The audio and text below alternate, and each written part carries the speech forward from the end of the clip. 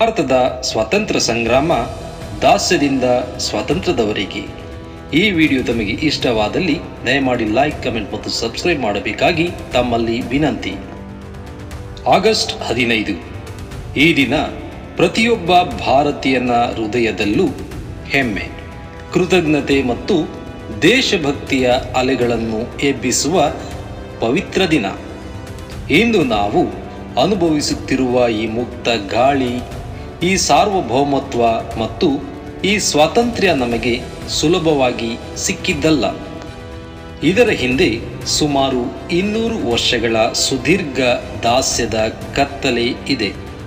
ಕೋಟ್ಯಾಂತರ ಭಾರತೀಯರ ಶ್ರಮ, ಸಾವಿರಾರು ವೀರರ ನೆತ್ತರು ಮತ್ತು ಅಪಾರ ಮಹಾತ್ಮರ ತ್ಯಾಗದ ದೊಡ್ಡ ಕಥೆ ಇದೆ. ವ್ಯಾಪಾರ ಮಾಡಲು ಬಂದ ವಿದೇಶಿಗರು ಇಡೀ ದೇಶವನ್ನೇ ತಮ್ಮ ಗುಲಾಮಗಿರಿಯ ಪಂಜರದಲ್ಲಿ ಬಂಧಿಸಿದ್ದು ಹೇಗೆ?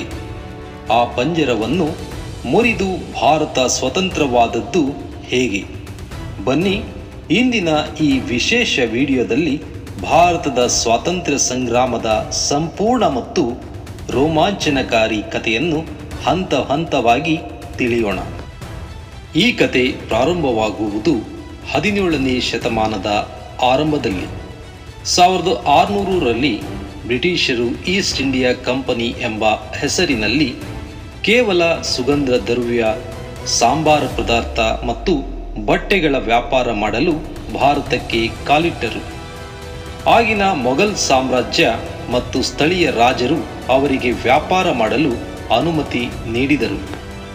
ಆದರೆ ಭಾರತದಲ್ಲಿದ್ದ ಸಂಪತ್ತು ಮತ್ತು ನಮ್ಮ ರಾಜರ ನಡುವಿದ್ದ ಒಗ್ಗಟ್ಟಿನ ಕೊರತೆಯನ್ನು ಬ್ರಿಟಿಷರು ಸೂಕ್ಷ್ಮವಾಗಿ ಗಮನಿಸಿದರು.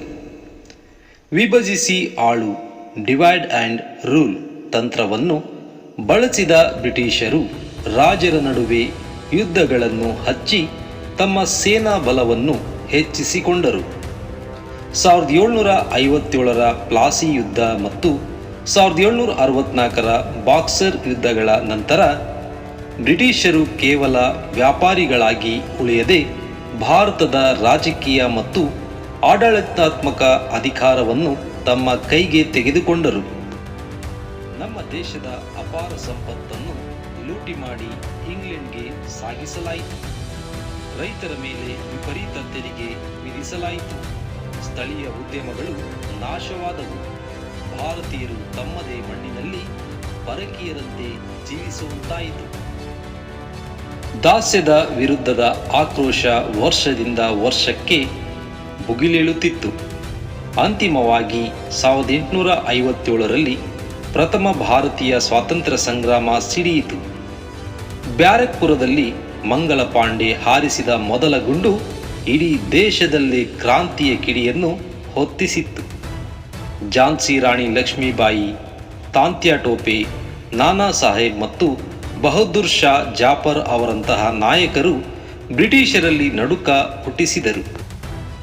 ಈ ಕ್ರಾಂತಿಯ ಕಾವು ನಮ್ಮ ಕನ್ನಡ ಮಣ್ಣಿಗೂ ಹರಡಿತು. ಬ್ರಿಟಿಷರ ದತ್ತು ಮಕ್ಕಳಿಗೆ ಹಕ್ಕಿಲ್ಲ ಎಂಬ ಅನ್ಯಾಯದ ನೀತಿಯನ್ನು ಧಿಕ್ಕರಿಸಿ ಕಿತ್ತೂರಿನ ಸಿಮ್ಮಿಣಿ ರಾಣಿ ಚೆನ್ನಮ್ಮ ಯುದ್ಧ ಭೂಮಿಯಲ್ಲಿ ಬ್ರಿಟಿಷರ ವಿರುದ್ಧ ಗುಡುಗಿದಳು. ಆಕೆಯ ನಂಬಿಕಸ್ಥ ಸೇನಾಪತಿ ಕ್ರಾಂತಿವೀರ ಸಂಗೊಳ್ಳಿ ರಾಯಣ್ಣ ಗೆರಿಲ್ಲಾ ಯುದ್ಧ ತಂತ್ರದ ಮೂಲಕ ಬ್ರಿಟಿಷ್ ಪಡೆಗಳಿಗೆ ಸಿಂಹ ಸ್ವಪ್ನವಾದರು.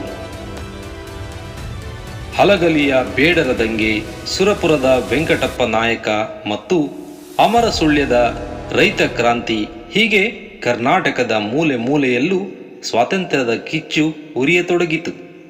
ಬ್ರಿಟಿಷರು ಈ ದಂಗೆಯನ್ನು ಕ್ರೂರವಾಗಿ ಹತೋಟಿಗೆ ತಂದರೂ ಕ್ರಾಂತಿಯ ಬೆಂಕಿ ಮಾತ್ರ ಆರಲಿಲ್ಲ.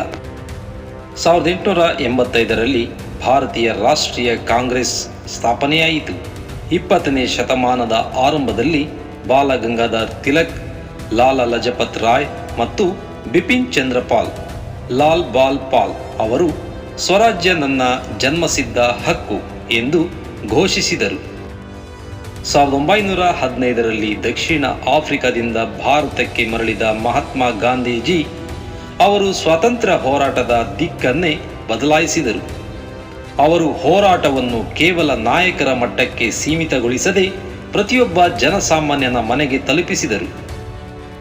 ಅಹಿಂಸೆ ಮತ್ತು ಸತ್ಯಾಗ್ರಹದ ಮಾರ್ಗದಲ್ಲಿ ಗಾಂಧೀಜಿ ಮುನ್ನಡೆಸಿದ ಅಸಹಕಾರ ಚಳವಳಿ, ಕಾರವಾರ ಹಾಗೂ ಉಪ್ಪಿನ ಸತ್ಯಾಗ್ರಹ ಅಥವಾ ದಂಡಿ ಯಾತ್ರೆ ಮತ್ತು 1942ರ ಕ್ವಿಟ್ ಇಂಡಿಯಾ ಅಥವಾ ಭಾರತ ಬಿಟ್ಟು ತೊಲಗಿ ಚಳವಳಿಗಳು ಬ್ರಿಟಿಷ್ ಆಡಳಿತದ ಅಡಿಪಾಯವನ್ನೇ ಅಲ್ಲಾಡಿಸಿದವು.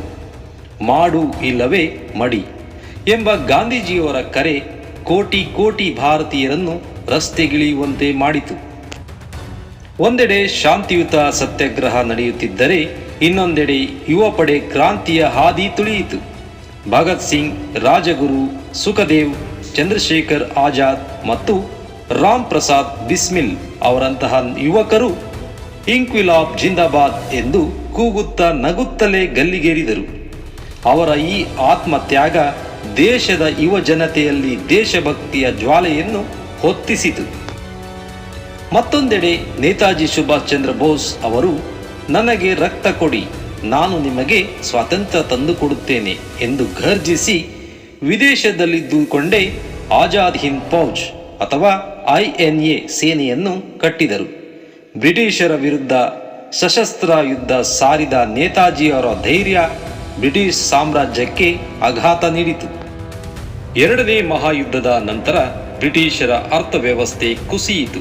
ಜೊತೆಗೆ ಭಾರತೀಯ ಸೇನೆ ಮತ್ತು ನೌಕಾಪಡೆಯಲ್ಲೂ ದಂಗೆಗಳು ಆರಂಭವಾದಾಗ ಭಾರತವನ್ನು ಇನ್ನು ಮುಂದೆ ಆಳುವುದು ಅಸಾಧ್ಯವೆಂದು ಬ್ರಿಟಿಷರಿಗೆ ಅರಿವಾಯಿತು. ಅಂತಿಮವಾಗಿ 1947ರ ಆಗಸ್ಟ್ 15ರ ಮಧ್ಯರಾತ್ರಿ ಭಾರತವು ಬ್ರಿಟಿಷರ ದಾಸ್ಯದಿಂದ ಮುಕ್ತವಾಗಿ ಸ್ವತಂತ್ರ ದೇಶವಾಗಿ ಹೊರಹೊಮ್ಮಿತು. ದೆಹಲಿಯ ಕೆಂಪು ಕೋಟೆಯ ಮೇಲೆ ಮೊದಲ ಪ್ರಧಾನಿ ಪಂಡಿತ್ ಜವಾಹರ್ಲಾಲ್ ನೆಹರು ಅವರು ನಮ್ಮ ಹೆಮ್ಮೆಯ ತ್ರಿವರ್ಣ ಧ್ವಜವನ್ನು ಹಾರಿಸಿದರು. ಆದರೆ ಈ ಸ್ವಾತಂತ್ರ್ಯದ ಜೊತೆಗೆ ದೇಶ ವಿಭಜನೆಯ ದೊಡ್ಡ ನೋವು ಎದುರಾಯಿತು.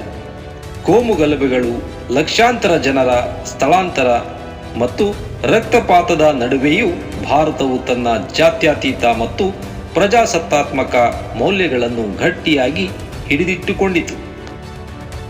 ಸ್ನೇಹಿತರೆ, ಇಂದು ನಾವು ಕಾಣುತ್ತಿರುವ ಈ ಮುಕ್ತ ಭಾರತ ಸಾವಿರಾರು ವೀರರ ತ್ಯಾಗದ ಫಲ. ಸ್ವಾತಂತ್ರ್ಯ ಗಳಿಸುವುದು ಎಷ್ಟು ಮುಖ್ಯವೋ ಅದನ್ನು ಕಾಪಾಡಿಕೊಳ್ಳುವುದು ಮತ್ತು ದೇಶವನ್ನು ಅಭಿವೃದ್ಧಿಯತ್ತ ಕೊಂಡೊಯ್ಯುವುದು ಅಷ್ಟೇ ಮುಖ್ಯ. ನಮ್ಮ ಸಮಾಜದಲ್ಲಿ ಶಾಂತಿ, ಒಗ್ಗಟ್ಟು ಮತ್ತು ನೈತಿಕತೆಯನ್ನು ಎತ್ತಿ ಹಿಡಿಯುವುದೇ ನಾವು ಆ ಮಹಾತ್ಮರಿಗೆ ಸಲ್ಲಿಸುವ ನಿಜವಾದ ಗೌರವ. ಪ್ರತಿಯೊಬ್ಬರಿಗೂ ಸ್ವಾತಂತ್ರ್ಯ ದಿನಾಚರಣೆಯ ಹಾರ್ದಿಕ ಶುಭಾಶಯಗಳು. ಜೈ ಹಿಂದ್, ಜೈ ಕರ್ನಾಟಕ ಮಾತೆ, ವಂದೇ ಮಾತರಂ. ನಿಮ್ಮ ನೆಚ್ಚಿನ ಸ್ವಾತಂತ್ರ್ಯ ಹೋರಾಟಗಾರರು ಯಾರು? ಕಮೆಂಟ್ ಮಾಡಿ ತಿಳಿಸಿ.